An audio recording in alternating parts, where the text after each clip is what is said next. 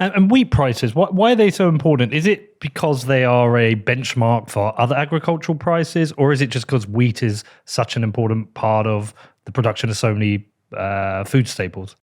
Basically, as one of the so along with soybeans and rice, I mean, wheat is a huge staple for human consumption. Now we can talk about the health of eating a lot of wheat, for example, Yeah. but it is a huge source of calories for people around the world, and it's in almost everything. I mean, it's in all sorts of it's not just bread and pasta. It's an input to all sorts of kind of processed foods, all sorts of staples that they eat around the world, and so for example, Egypt gets a lot of its wheat imports from Ukraine and Russia, right? So now they have I think they put out basically a restriction on exporting some of their food staples because now every country in the world has to reassess its food security and say, okay, are we getting enough?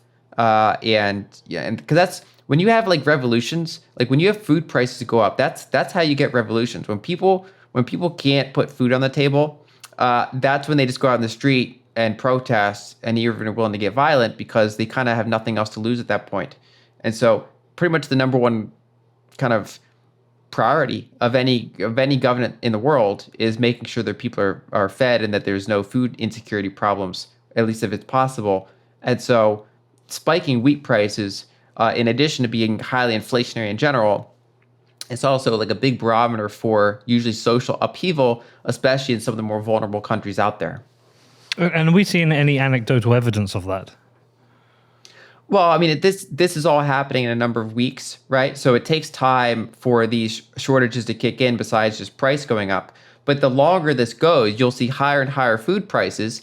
I think the cleanest example is the Arab Spring a decade ago, right? When, that was correlated and many would argue caused or partially caused by you had a big that's when you had kind of the last spike in foodstuffs, right? So you already had simmering tensions, and it's often the case that the spike in food price is like the final nail in the coffin, where they say, okay, now we're going into the streets, right? Now we're going to protest, and so we're not Kazakhstan had issues like that with energy not that long ago, right? That's what was a big contributor to what sparked their protests.